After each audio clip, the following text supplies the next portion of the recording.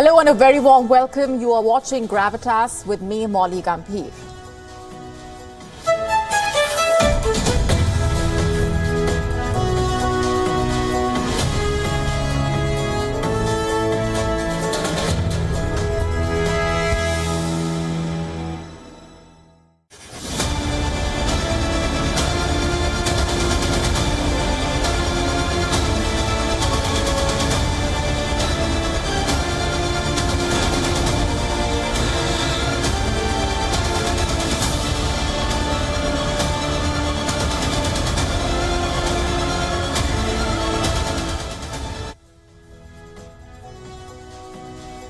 Our cover story tonight on Gravitas is about the war for the Red Sea. It is the story of a maritime meltdown that has far-reaching implications. The consequences, you see, of any escalation in tensions in this region will be harsh, to say the least. And on Gravitas tonight, we piece together the latest developments. We also tell you about the new big Houthi offensive and the strategy to tackle the Houthi offensives. We look at the bigger picture as things take a deadly turn. Also on the show for you tonight, we get the story of India's indigenous assault rifle developed in 100 days. Has India developed the new Kalashnikov? We tell you about the situation on the ground in Ecuador as the country falls to cocaine gangsters. We tell you what the government is saying at this point. Who is France's youngest prime minister? Why is he dominating headlines? We tell you about the remarkable rise up the ranks of this leader. How can a mother kill her own son? That's a question that's being asked in India as a mother is accused of killing her own 4-year-old son. We get to that story. It's a war in the Red Sea. Maritime trade through this critical passage for world trade has been hit by a relentless series of Houthi attacks as Yemen's powerful rebel army seeks to avenge the continuous Israeli assault on Palestinians in Gaza. Their target is Western shipping. The U.S. has mobilized heavily in the waters. Many countries, in fact, have rushed warships to the region. But the question is this strategy really working? On Tuesday, American and British forces in the Red Sea shot down 18 drones and 3 missiles fired by the Houthis. The latest and most ferocious attack came just a week after at least 12 countries under the leadership of the United States of America warned the Houthis of consequences if they do not immediately stop their attacks. Well, the Houthis were unimpressed. In fact, in defiance of these warnings, the Houthis carried out one of their largest attacks to date in the Red Sea. The U.S. Central Command, CENTCOM, has said in a statement, Iranian-backed Houthis launched a complex attack of Iranian-designed one-way attack UAVs, anti-ship cruise missiles, and an anti-ship ballistic missile from Houthi-controlled areas of Yemen into the southern Red Sea. And in response, Americans and British missiles and jets minimized the damage, but could not negate it completely. The economic costs are escalating by the day as ship companies avoid the Red Sea shortcut and add 3,000 miles to their journey. This episode, by the way, marks the 26th time that the Houthis have attacked Red Sea ships. 26th. You see, the Iran-backed militants say that their strikes on commercial ships are in support of Palestinians in Gaza, where Israel is battling Hamas. But these Houthi attacks have unleashed a maritime meltdown in the Red Sea. At the time of the latest attack, there were about 50 merchant ships in the region. The maritime traffic in Bab el-Mandeb and the Gulf of Aden has been affected. Since the Israel-Hamas war broke out, multiple commercial ships have come under attack. One ship was even hijacked by the Houthis. And as a result of these attacks, major shipping companies diverted their routes away from the Suez Canal. In short, these attacks endanger a transit route that carries up to 12% of the global trade. The Houthis are part of the Axis of Resistance, a coalition of groups led by Iran, and are arrayed against Israel. Houthis say they are targeting Israel-linked ships, but multiple ships that have no connection to Israel have come under attack in the Red Sea. Now, America and a dozen countries are working in unison to keep the commerce flowing in the Red Sea. They call it Operation Prosperity Guardian. It is basically a multinational naval task force, and it includes warships from 20-plus countries committed to safeguarding the shipping lane. But the effort to defend ships is heavily dependent on American naval presence, and so far Washington has been reluctant to attack Houthis in Yemen. But reports say that this position might be changing. U.S. and allies have issued multiple warnings to the Houthis. Last week, in fact, the U.S. warned Houthis to stop illegal attacks and release unlawfully detained vessels and crews. This statement did not mention Iran.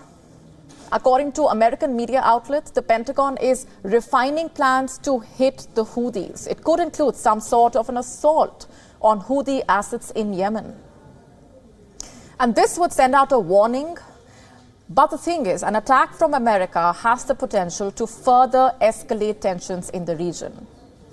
And a further escalation in this crisis is absolutely not something that the world can afford. As it is, traders are paying a high price for the Red Sea crisis.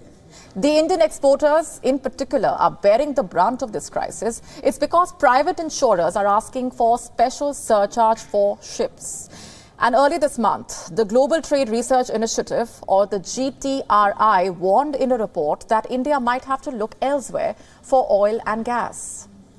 GTRI warned that India should explore alternative trade routes so that it is not dependent on the conflict-prone Red Sea passage. You see, the Red Sea crisis has led to a massive surge in shipping rates, and this in turn has prompted the exporters to hold back on the shipments. And as exporters hold back on shipments amid the rising fears, India could potentially see a drop in exports by around $30 billion. For India, the Red Sea is one of the most relied upon export routes. It's primary route for shipping to Europe, to West Asia, to Africa. According to reports, Indian exporters are withholding around 25% of their cargo ships sailing through the Red Sea. Now, the Indian government is in the process of holding talks with export commission councils to ensure a safe passage for export vessels. In response to the Houthi threat, India last week also sent a warship to the Arabian Sea. Here, a Liberian-flagged vessel was hijacked off the coast of Somalia. And thanks to the Indian Navy, the ship was successfully rescued.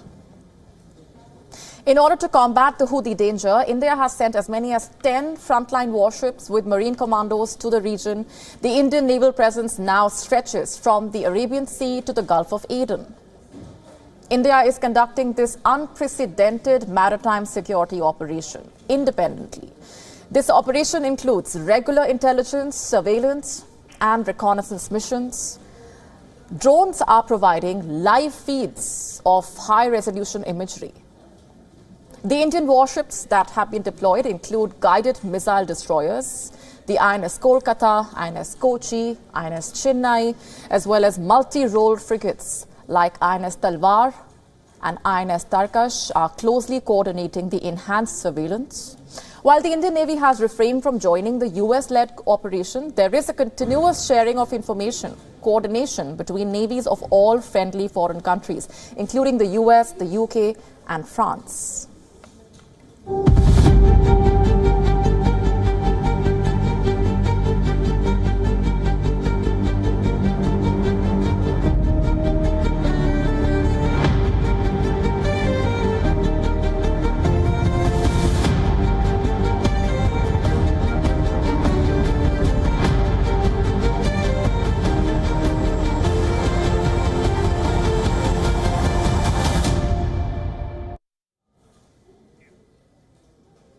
India has developed a new assault rifle. It's called Ukram. In English, it means ferocious or the fierce one.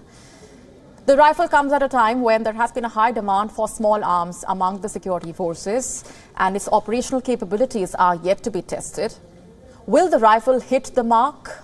What are its key features? How much does it cost? Most importantly, could it be the new Kalashnikov? Here's all we know about this rifle. For starters, it weighs less than 4 kilograms. It has a firing range of 500 meters and caliber of 7.62 into 51 millimeters. Next, it has a 20-round magazine. Now, for those unversed, the magazine basically stores the ammunition that has not been fired. What's more, all of the rifle's critical components are made using steel to ensure ruggedness. It can be used in 2 modes, automatic as well as single, and its configuration is based on the latest AK and AR type rifles. So who developed this rifle and who is going to be using it? You see, India's Defence Research and Development Organization collaborated with a private firm, DVIPA Armour India, to develop the rifle, and it is intended to be used by Indian Armed Forces, the paramilitary forces and police forces. What makes it even more remarkable is its swift production. While the project started 2 years ago, the rifle was developed in only 100 days. And now it will undergo the internal tests, acceptance trials and the user trials. Its operational capability will be tested under different conditions like the harsh winter, extreme heat and even underwater. During the trials, the number of bullet rounds to be fired, heating of the target, the dimensions and distribution of the bullet impact will be checked. A high altitude test will also be conducted. This comes when there is a huge shortage of assault rifles in India. Just last month, the Defense Acquisition Council approved the import of 70,000 US-made SIG Sawyer rifles. These rifles reportedly are of the same caliber as that of this new rifle. As for the homegrown rifles, the joint project with Russia to produce AK-203 rifles is also riddled with delays. That is because of the war in Ukraine. PLR Systems is also supplying weapons to the Israel weapon industries. So it is an opportunity for India to produce its own indigenous rifles. The DRDO has also established a dedicated barrel manufacturing facility for small arms on its campus. And what does it aim to do? Manufacture barrels for various weapons in a short time frame. It will also help the private industries in their weapon manufacturing projects. The machines in this facility have been imported from Austria. The project is worth 60 crore rupees or $7.2 million. You see, private industries have the license to develop weapons, but they do not have the technology and the facility to produce barrels for the weapons. So they have no option but to import barrels. And that is a costly affair. It's not feasible for them to invest in this kind of facility. But now the DRDO has done the job. It has the required expertise in this area, and it is willing to handhold the private weapon manufacturing firms. As you can see, India is emphasizing on Atmanirbhar or self-reliance in the defense sector. Will we see more rifles like this one in the coming time?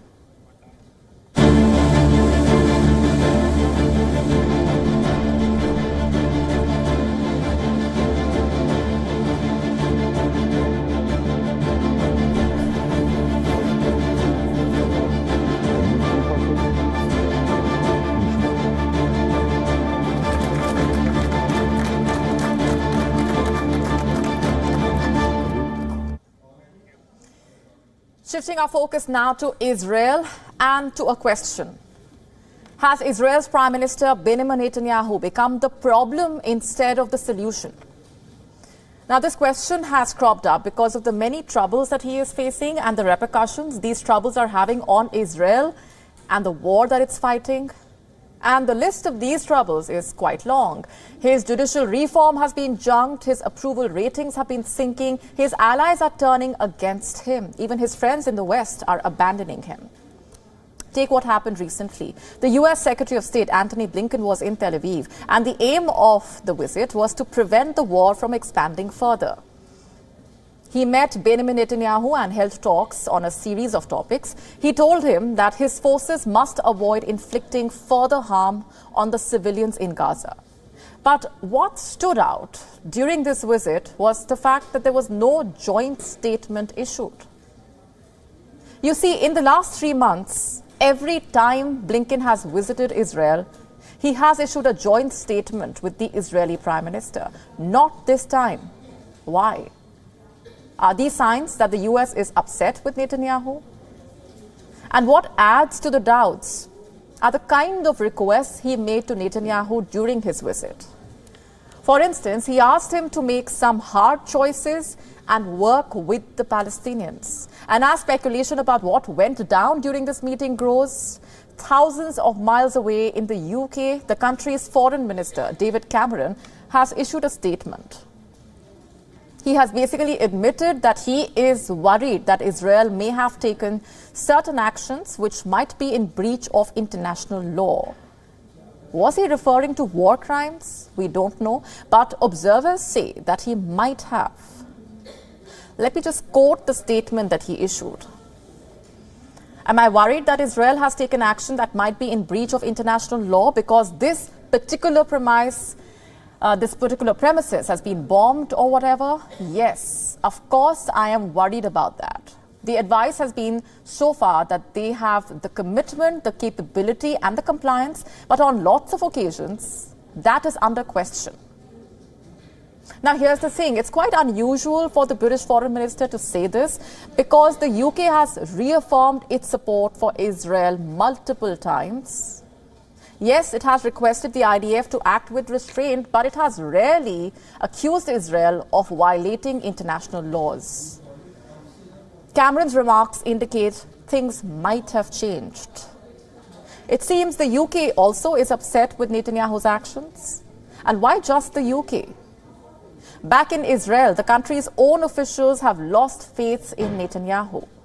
Like Ephraim Halevi, the former chief of Israel's spy agency Mossad. He said that Benjamin Netanyahu should resign because according to him, Netanyahu has failed to bring Hamas down and unite his country. He also said that Netanyahu may not be able to win the war. You think that's bad? Then just have a look at this poll, which was conducted just last month. It revealed that only 31% of the Israelis believe that Prime Minister Netanyahu is suitable for his position, 51% saying that Benny Gantz is more suitable for the job. More than half of the polled Israelis favored Gantz over Netanyahu. And it's not just him. That's not all. According to the survey, if the elections were held today, the Likud party would only win 17 seats in the 120-seat parliament. Gantz's National Unity Party, on the other hand, would bag over twice that number. It would win 39 seats, to be specific. In fact, the Likud party would not be able to win a majority, even with all its allies combined. According to the opinion poll, Likud Shas, United Torah Judaism, Otzma Yehudut and Religious Zionists together would only win 43 seats. It's a far cry from their current majority of 64 seats. And then we have Israel's Supreme Court. Earlier this month, it struck down a controversial law which Netanyahu's coalition government had been pushing for months. The 2023 judicial reform, a set of 5 changes to Israel's judicial system and the balance of powers in the country. In a 12-15 verdict, the judges of the Supreme Court ruled for the first time that the court had the power to strike down basic laws. The court added that letting the law stand could harm Israel's democracy.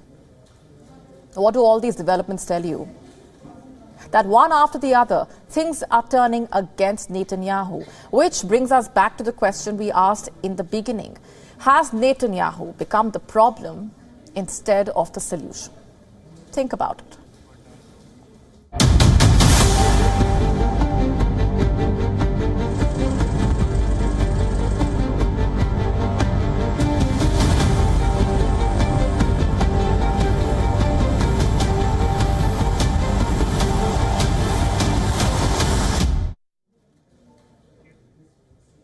Our next story is from Ecuador. The country has fallen to cocaine gangsters. It all started on Tuesday when masked gunmen stormed a television studio. The invasion was broadcast live For about 20 minutes, to the astonishment of the viewers, the TC television network studio was taken over. 13 men burst into that studio during a live broadcast with long-range guns, grenades and dynamites.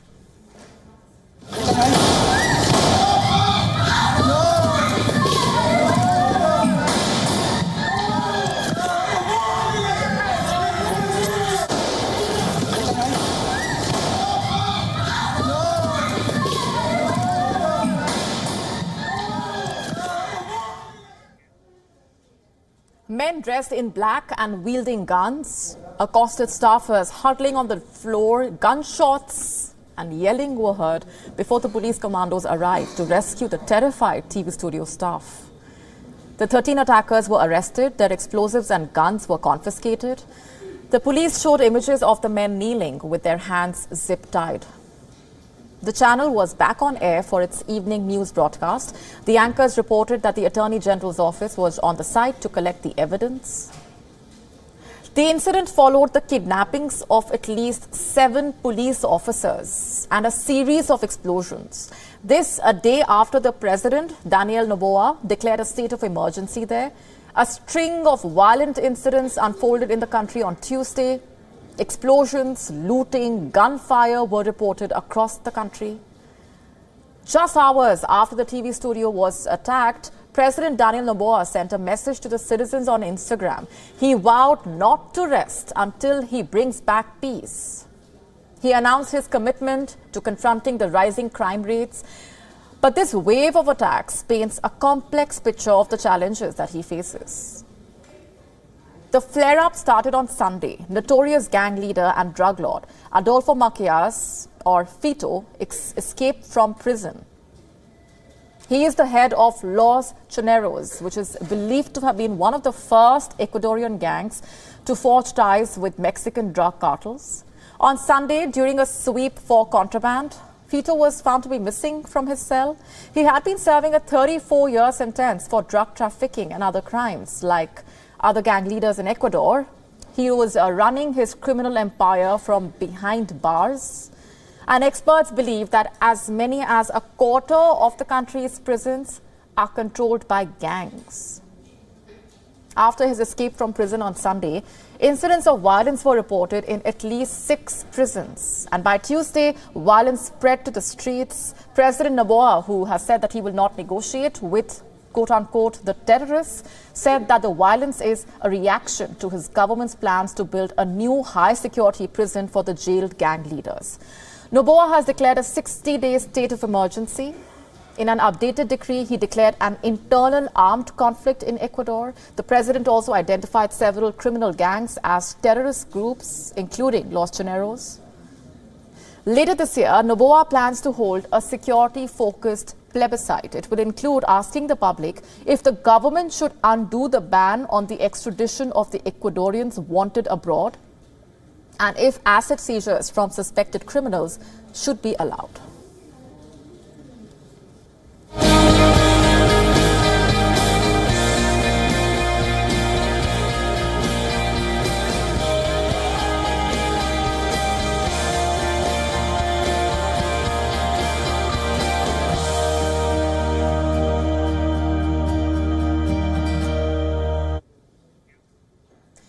We now get to the story of Gabriel Attal. You must have seen that name doing the rounds. He is the new Prime Minister of France, but that is just one part of the story. He is the country's youngest and first openly gay Prime Minister and has had a rather fascinating rise up the ranks. Our next report explores his journey. Gabriel Attal's journey started from a modest role in the health ministry. Now, at the age of 34, he is the Prime Minister of France.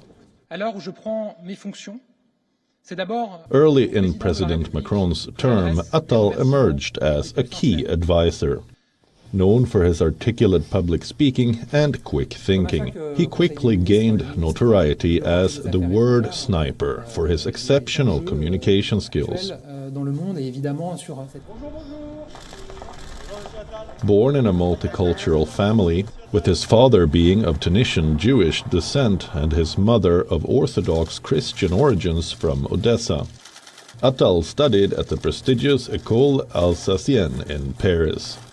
He later excelled at Sciences Po University, earning a master's in public affairs.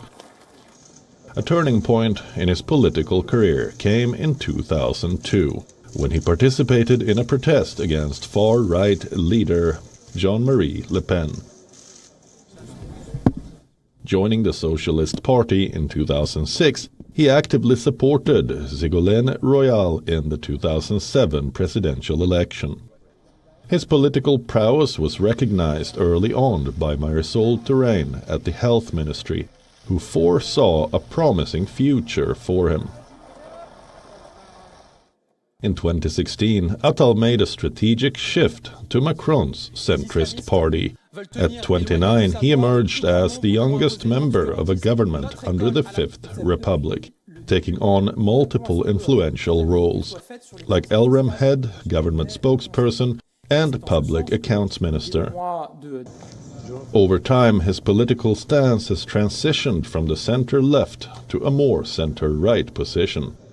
Reflecting a versatile political orientation, Macron relies on Attal's dynamic presence to connect with the younger electorate. Recent polls have shown a strong public approval of Attal as Prime Minister, indicating his high popularity among citizens. His path to the prestigious Hôtel de Matignon is marked by his keen political instinct. Attal acknowledges the French president's role in his meteoric rise. From his days as a socialist town councillor to a leader in the centrist movement, Attal's career showcases his adaptability and drive. As education minister, he earned wide acclaim for his decisive approach to school reform and anti-bullying measures. His presence in Macron's administration stands out.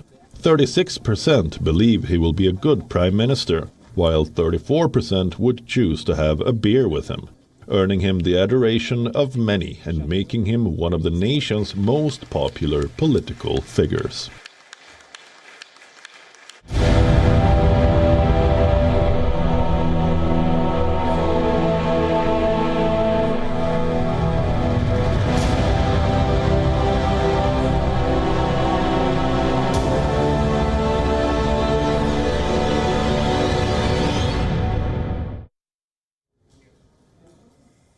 Our next story is disturbing to say the least.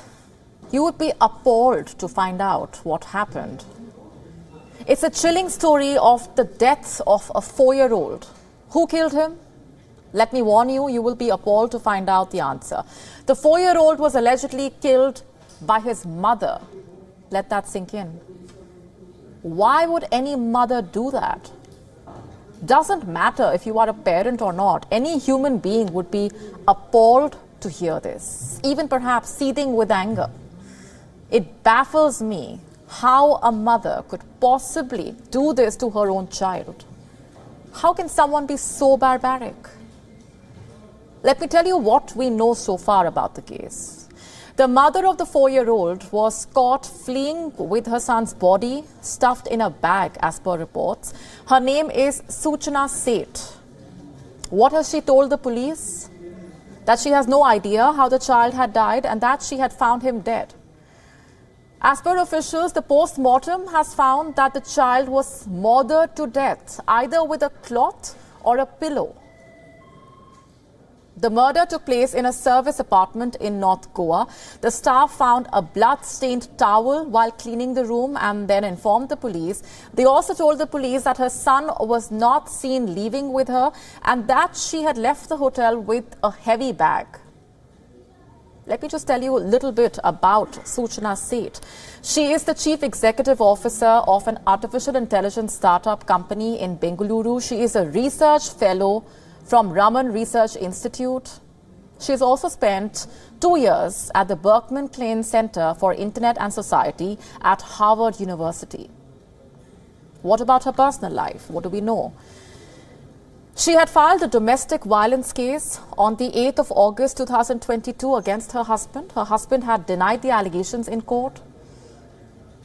Goa police have now been given custody of Suchna Seth for 6 days. As per reports, the police believe that Seth allegedly killed her son to prevent her estranged husband from meeting him. Just how horrific is that? The police are reportedly not convinced by her explanations. Reports say Suchna Seth has claimed that the blood-stained towel was the result of menstrual bleeding.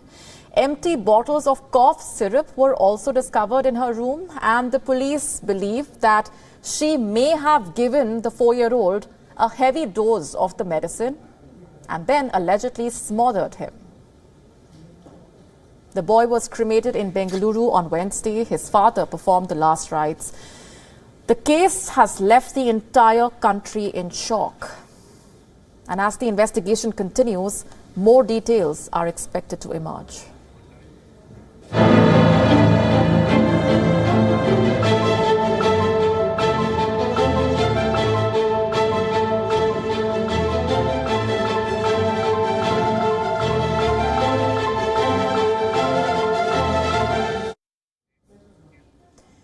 Before I begin my next story, I must warn you, it's a bit unsettling. A new report on sexual abuse against children has revealed some startling details. It says most of these crimes are committed by children. These shocking findings have been made in survey conducted in England and Wales. The survey was conducted and compiled by the National Police Chiefs Council. It said while offences committed by adults are a reality, but so are sexual offences by those aged 17 or under. Let me just take you through the data.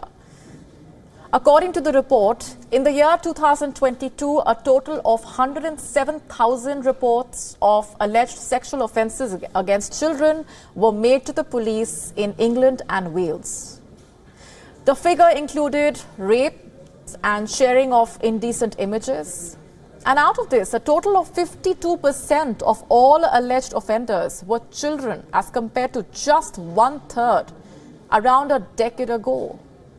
That's right. According to the police, 14,800 rapes and sexual assaults against children aged 10 to 17 were majorly committed by young boys. The report further states that the most common offences committed by 10 to 17-year-olds was sexual assault on a female. They accounted for 15% of the cases. 12% of rapes of a female under 16 were also committed by 10 to 17-year-olds. These findings are distressing, to say the least. They tell you how more children are committing sexual abuse offences against other children in a growing and concerning trend. The question is, what really explains this? Well, the investigators say that this trend is partly fueled by violent porn and access to smartphones. Let me just quote a statement from Ian Critchley, the National Policing Lead for Child Abuse Protection at the National Police Chiefs Council in the UK. He said, and I'm quoting, "I think the crimes are being exacerbated by the accessibility to violent pornography and the ease with which violent pornography is accessible to boys. Clearly, the accessibility to smartphones has just rocketed, and not just in relation to 11 to 16-year-olds, but in relation to under 10s as well. That accessibility has really exacerbated, and I think this is a debate that does need to be had in our society." And this is not the first of its kind report. In December last year, in fact, there was another similar report. It said thousands of young people are being caught sharing or watching indecent images of children. The report was based on figures obtained through the Freedom of Information request to the police forces across England, Wales and Northern Ireland. Now here's the thing. Children these days are becoming desensitized by early exposure to pornography, and without intervention, they run the risk of becoming addicted to harmful material. And this just goes on to tell us how much smartphones are actually changing childhood. how early access to smartphones could negatively impact the development of happy and healthy, balanced children. They are putting them at risk of cyberbullying and exposing them to sexual content. No wonder children today have become so susceptible to crimes. The question is, how does one save their child from this trap? To start with, acknowledge the fact that your child may feel embarrassed or worried about talking to you. Second, reassure them that it is okay to feel curious about things as they grow up. Third, explain to them how things they watch online are not what happens in real life. Fourth, initiate sex education. Explain to your child how relationships are built around trust and respect and not what they consume online. And lastly, ensure that you have parental controls set up across all your devices. The bottom line is this: children may see pornography online by accident, deliberately, or under peer pressure, but at the end of the day, you know your child best. So approach any conversation about this in a way that feels right for the both of you.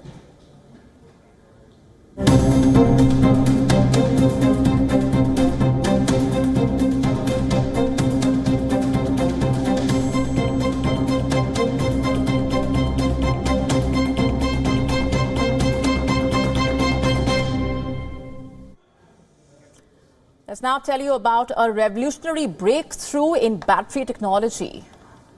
A new super material that could possibly replace lithium in batteries has been discovered.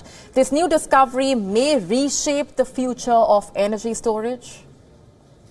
Scientists working for Microsoft and the Pacific Northwest National Laboratory, part of the U.S. Department of Energy, have uncovered a new substance, N2116.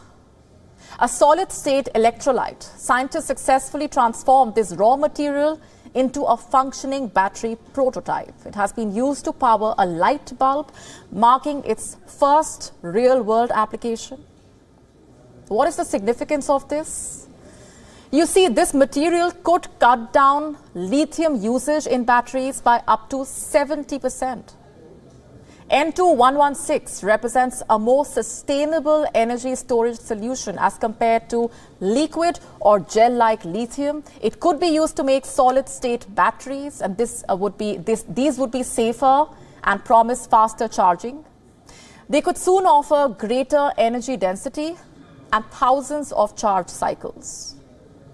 The path to this discovery was nothing short of a technological feat. Using artificial intelligence and supercomputers, researchers screened through 32 million potential inorganic materials, narrowing them down to just 18 candidates in under a week. This Microsoft-developed AI is trained on molecular data to figure out chemistry without AI and supercomputers.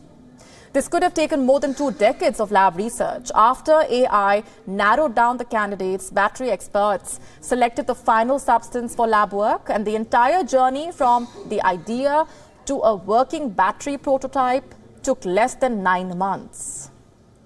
Dr. Nuria Tapia Ruiz at Imperial College London sees such materials as the holy grail in the industry. But why is this discovery such a big breakthrough? Well, that has to do with the status of lithium. Lithium is a crucial element in rechargeable batteries. It is used in just about everything, from electric vehicles to smartphones. The element is so precious that it's sometimes called white gold.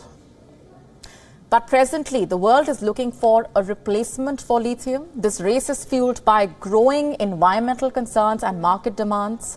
After all, there is a potential shortage looming as soon as 2025, according to the International Energy Agency. To make things worse, the U.S. Department for Energy has predicted that there will be a 10-fold increase in demand by the year 2030. Not just that, lithium mining poses significant environmental challenges, requiring immense water and energy resources. So as we step into an era where AI and supercomputing could redefine scientific research, we are witnessing a radical shift in how we approach battery technology as well. And with N2116, we may very well be looking at a sustainable, efficient future for energy storage.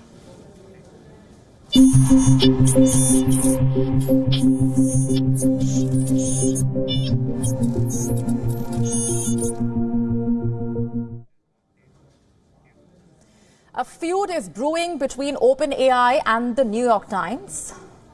The publication has sued OpenAI and its partner, Microsoft Corp, for what exactly? Copyright infringement.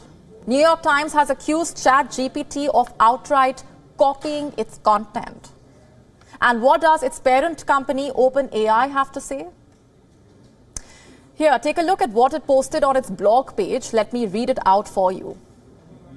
The New York Times lawsuit is without merit, quote unquote. You see, a war has broken out. It's a war of words. It's a war for authenticity. And here's what we know.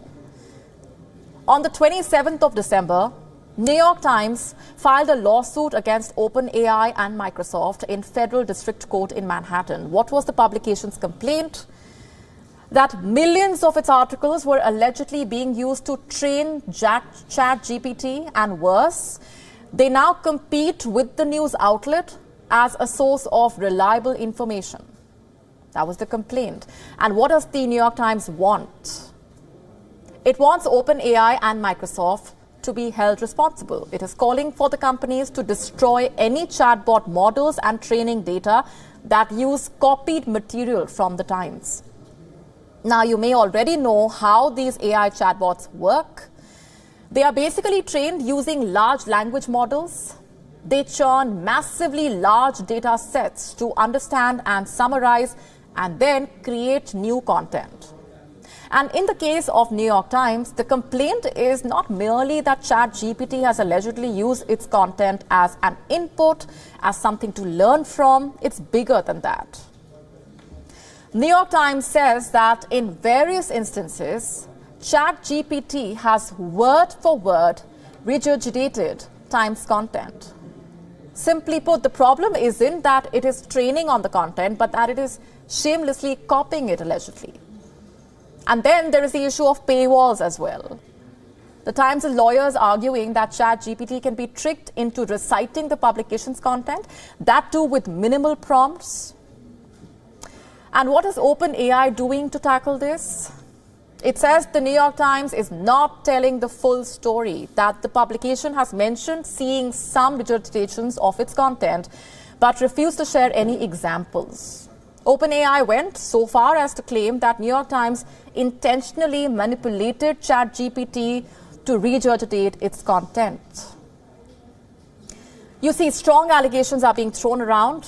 At the same time, OpenAI has admitted that content regurgitation is a rare bug in the system, and it is working to fix it. The AI firm also claims that using data sets for training purposes is fair use, but that is not what content creators and publishers around the world think. They have been trying to limit the increasingly powerful large language models training on the work of human creators, or at least get some compensation out of it.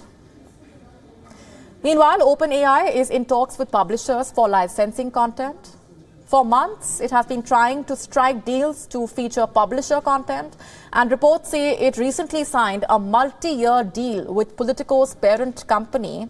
It cost OpenAI tens of millions of dollars. The AI firm was also in talks with the New York Times. But as you can see, it did not go down that well. The lawsuit poses a major challenge to OpenAI. If the Times wins the case, OpenAI may not only owe billions of dollars, but could also be forced to destroy any of its training data sourced from the Times, which is a costly and complicated affair.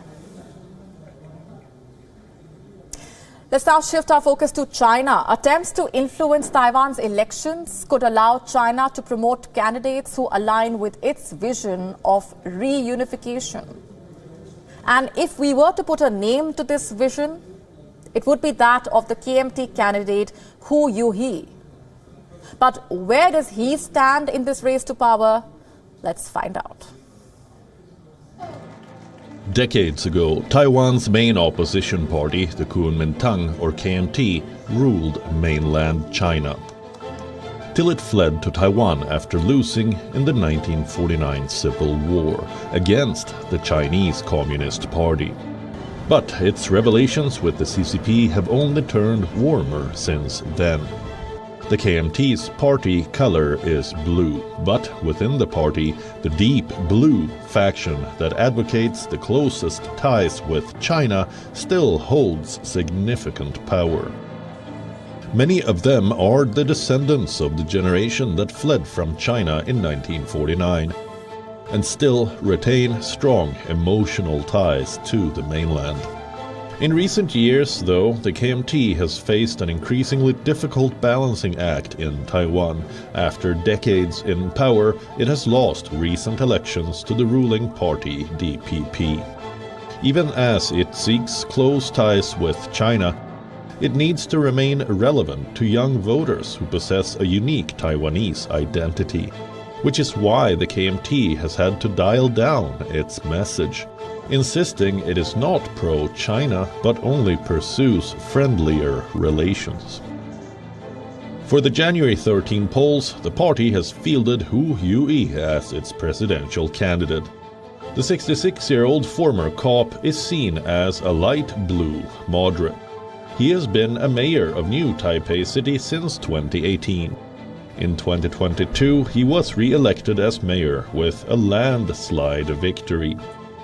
Recently, Hu has responded to China's renewed vow of unification, saying he would forever protect Taiwan's democratic system and freedom. It is therefore unclear to voters whether a KMT government would necessarily be able to appease Beijing and guarantee peace. The party says their contest with the DPP is a choice for voters between war and peace. But this narrative reflects an attempt to reconcile two different sides and present a coherent argument. And if they succeed in this attempt, will the Kuomintang act by its official English name of the Chinese Nationalist Party? Bureau Report, WION, World is One. About a decade ago, an American archaeologist, Sarah Rivers, was on her usual hunt for antique clothes. And that is when she found a silk bustle dress from the 1800s. The dress was in good condition. It was bronze in color with a draped skirt, puffy bustle and metal buttons. Something straight out of a Shakespearean play. But little did she know that there was more to this, that the dress also contained a mystery. It had a secret pocket with a cryptic note. What was in this note? It was beyond the archaeologist's understanding. She was baffled. She put out a picture of the note on her blog. She hoped for some decoding prodigy to solve it. And 10 years on, someone has actually cracked the code. It's a data analyst, Wayne Chan. And guess what was in that mystery note? Nothing but some weather report from 1888. So is this what they call a blast from the past? We are leaving you with the visuals. Thanks very much for watching.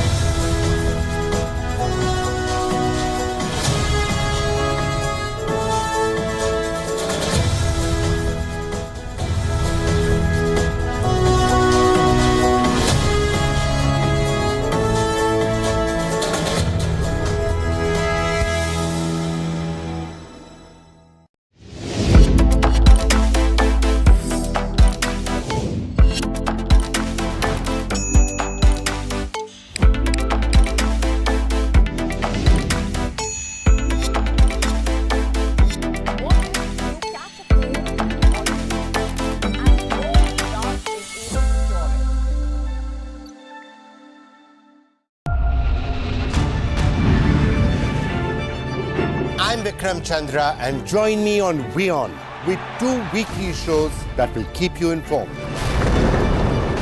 This World, a show that wraps the world's biggest global stories and brings you up close with the biggest newsmakers. This World is coming to you from London, from in front of the White House in Washington, D.C., from one of the most magical sites that I think I have ever been at. It's completely feasible for India to become one of the world leaders in AI within the next decade or so. The search for life in the universe is one of the greatest quests of all time.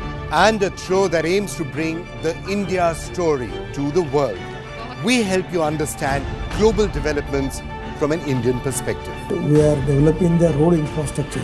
In the end of 24, it will be equivalent to the road infrastructure of USA. We have put up airports which were obliterated from the civil aviation map almost 50 years ago. जो भी मेरे competitors हैं उनके साथ हमारा सभी का आपस में एक अच्छा रिलेशन भी है हम एक दूसरे को हमेशा पुश करते हैं अंदर खेलते टाइम भी I'm Vikram Chandra and this is WION World is One, taking India's voice to the world.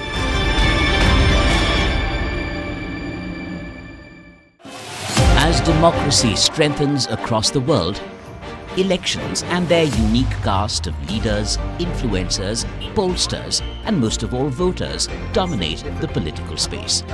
We bring you a special program that offers insights and reports on the colorful, contentious, and occasionally quirky panorama of elections. Something is always happening somewhere. This is a new special about leaders, their promises, voters, and their demands. A show that tells you all about the rules of the race, cutting through the rhetoric to bring you the reality, cutting through the populism to bring out the policy at play. The show that keeps you updated on the twists and turns, the hits and the misses. Watch Race to Power on WION World is One.